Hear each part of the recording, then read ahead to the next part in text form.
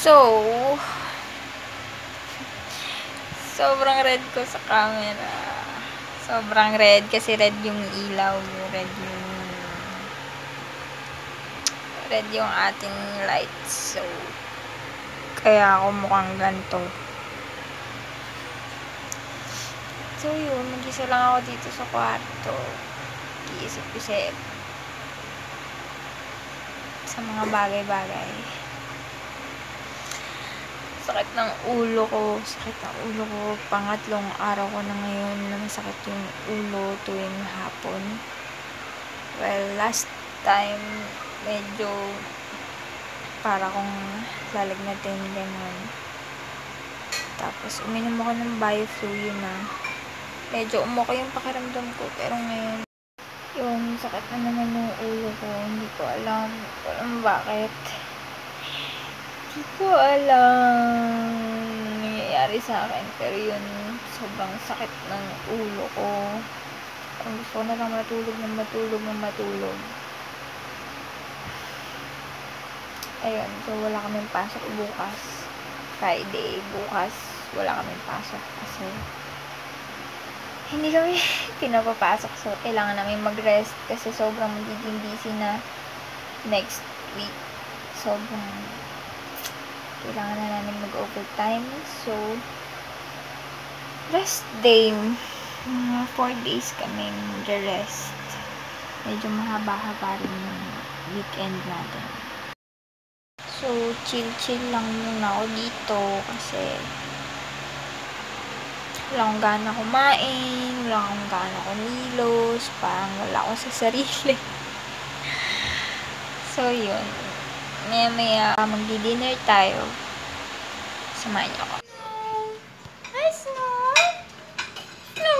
Snow!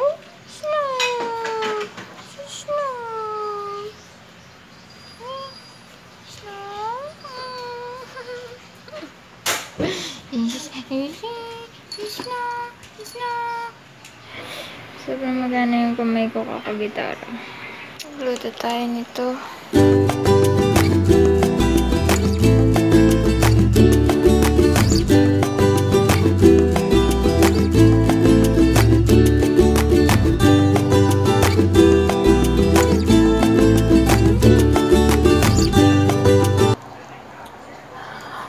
Nilagay ko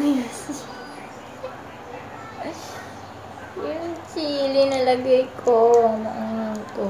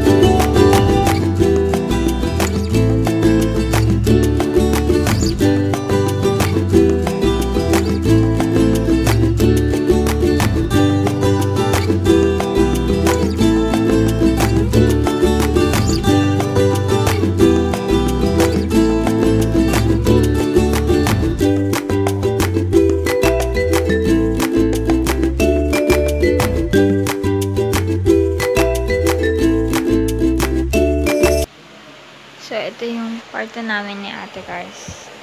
Dito siya, tapos dito naman ako.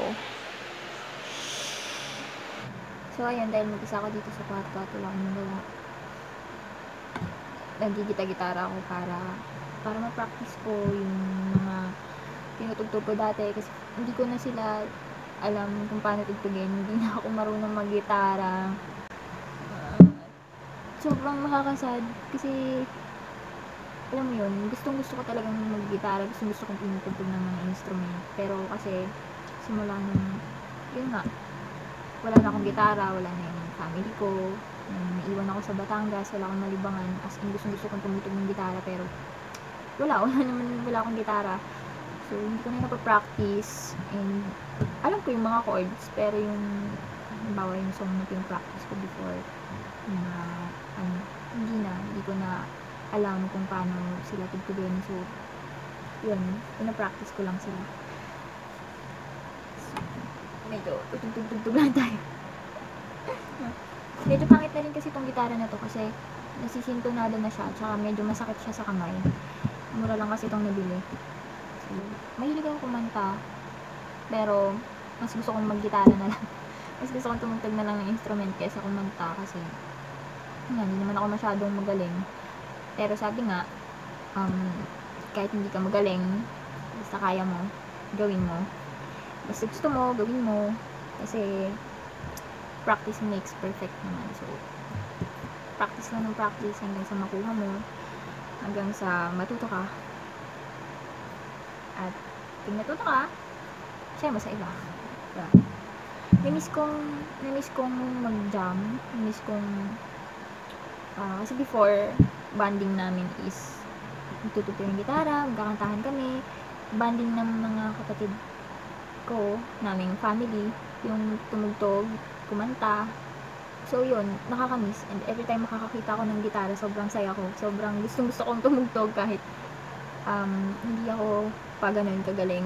Kaya sobrang hirap kasi niya, yung as in, madali lang yung sa basics, pero kapag gusto kasi yung mga flocking na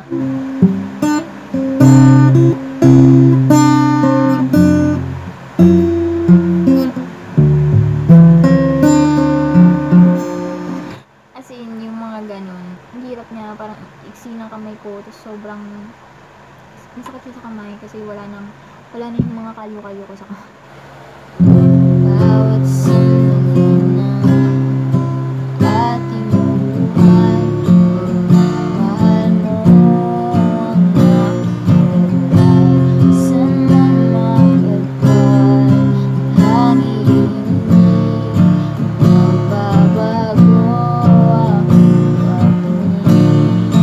Ako natin sa may kapal na tayo